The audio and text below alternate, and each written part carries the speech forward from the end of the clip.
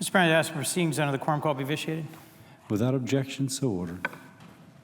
Mr. President, just 3 short weeks ago, many of my colleagues enthusiastically welcomed the budget agreement reached between the White House and congressional leaders of both parties. It was a budget agreement that put aside the short-term shutdown politics and gave us the opportunity to finally give American families and businesses the longer-term economic certainty they need and deserve.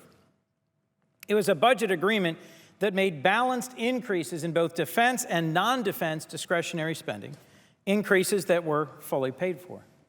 It was a budget agreement that was negotiated in good faith by Republican and Democratic leadership and the White House. It was just a preview of what we might be able to accomplish if we put the politics of the moment, the partisan politics of the 2016 campaigns and other issues aside and actually focused on getting some things done. Now, barely 3 weeks later, barely 3 weeks since bipartisan majorities approved the agreement in both letter and spirit, here we are again staring down a potential government shutdown we all thought we'd avoided because there are some insistence here, some colleagues who are insisting on poisoning the very appropriations bills with policy riders that they know are opposed and that would undermine the ability of the federal government to function. Let's be clear. The policy riders we're discussing, the policy riders I'm objecting to, don't represent a good faith policy debate.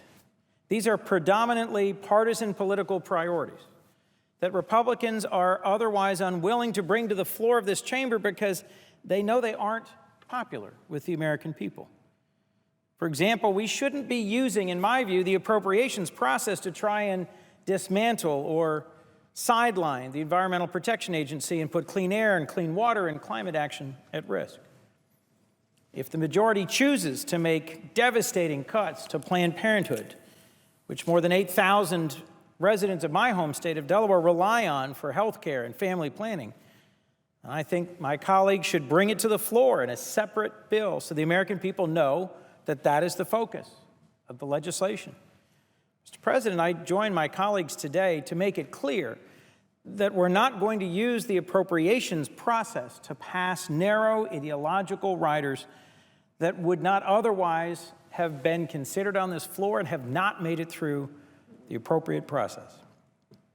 As the ranking member of the Financial Services Appropriations Subcommittee, I want to be clear it's particularly unacceptable to me to use the appropriations process to roll back many of the critical Wall Street reforms put in place over 5 years ago in response to the financial crisis that was devastating to the economy, to families, and to businesses throughout Delaware and the country.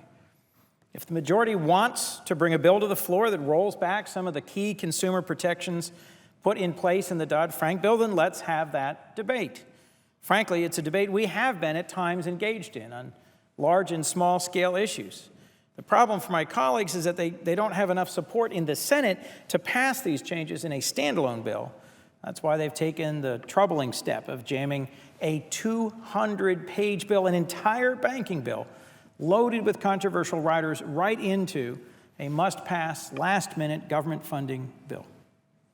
Mr. President, ask my colleagues. It is my hope, my expectation that many of my Republican colleagues would say that I give honest and thorough consideration to new policy proposals, even ones I'm disinclined to agree with.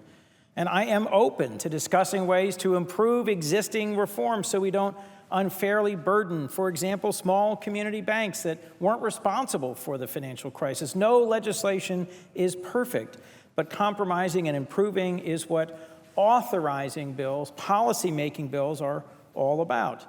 But the examples I've just referenced are a few of many areas that should not be jammed into an appropriations bill at the last minute without being fully and carefully vetted by the authorizing committee.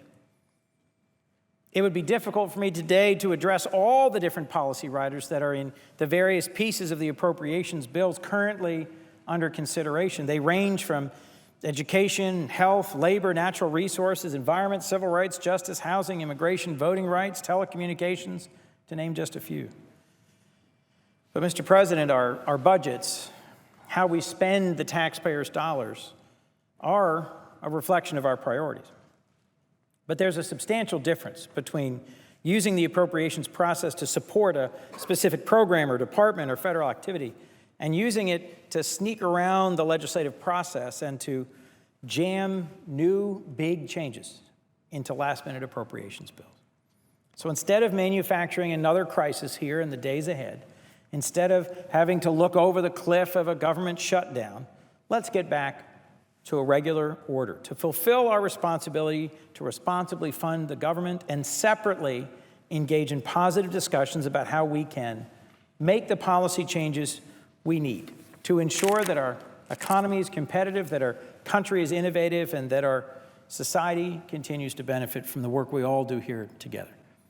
Mr. President, Paul Ryan has barely had time to set up his new office and settle into his new role, and we're already back in crisis mode, walking back an agreement that, as I said at the outset, a majority of this Congress supported and a majority of America cheered.